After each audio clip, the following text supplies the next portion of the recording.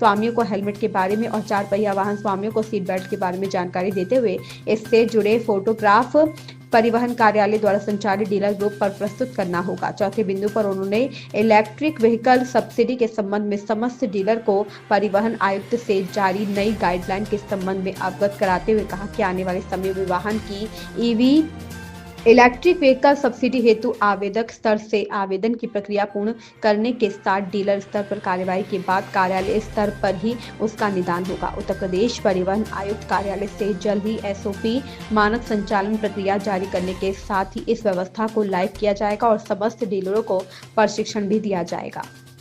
किशोर मोहन गुप्ता की report. ARTO प्रशासन कानपुर नगर आज मेरे समक्ष कानपुर नगर के सम्मानित वाहन विक्रेता डीलर्स मेरे समक्ष बैठे हुए हैं। जैसा कि मुख्यालय के निर्देश के क्रम में टीसी महोदय के निर्देश के क्रम में एक बैठक आहूत की गई। इस बैठक का मुख्य उद्देश्य ये था कि एक तो दर्पण पोर्टल पर जितनी भी पेंडेंसी है उस पेंडेंसी को एड्रेस किया गया, जो समस्याएं थी वो सुनी गई, साथ ही हाई सिक्योरिटी अपडेट किए जाने के संबंध में पूछा गया कि किस प्रकार से जो वेंडर्स हैं वो काम कर रहे हैं, रोड सेफ्टी कॉर्नर किस तरीके से क्रियाशील है और दोपहिया वाहन विक्रेता जितने भी थे वो किस प्रकार से BIS नॉर्म्स के अकॉर्डिंग हेलमेट दे रहे हैं। और साथ ही साथ इससे भी ज़्यादा महत्वपूर्ण बात ये थी कि जितनी भी जो पेंडेंसी है उसमें डॉक्यूमेंट्स अपलोड है।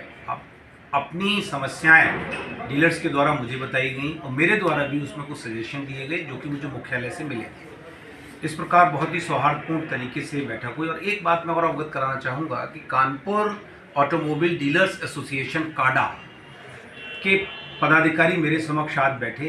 बेसिकली यही वाहन स्वामी भी हैं, यही वाहन विक्रेता डीलर्स के मालिकान भी हैं और साथ ही ये काडा के पदाधिकारी। इनके द्वारा अपनी समस्याएं भी मुझे कुछ बताई गई। निश्चित रूप से मैं इनकी समस्याओं के लिए मुख्यालय से निर्देश प्राप्त करूंगा और लोकल लेवल पे, मेरे लेवल पे जो भी दूर होगी उसका भी मैं प्रयास करूंगा कि इनकी कोई समस्या ना हो।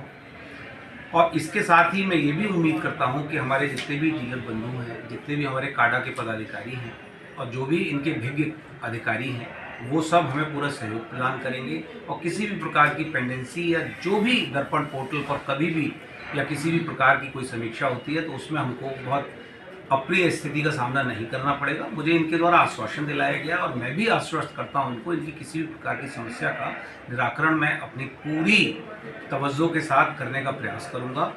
जय हिंद। इस खबर में बस इतना ही। बने रहिए हिंदी खबर एक्सप्रेस के साथ। अगर आपको ये खबर पसंद आई हो तो चैनल को लाइक, शेयर, सब्सक्राइब करना बिल्कुल ना भूलें।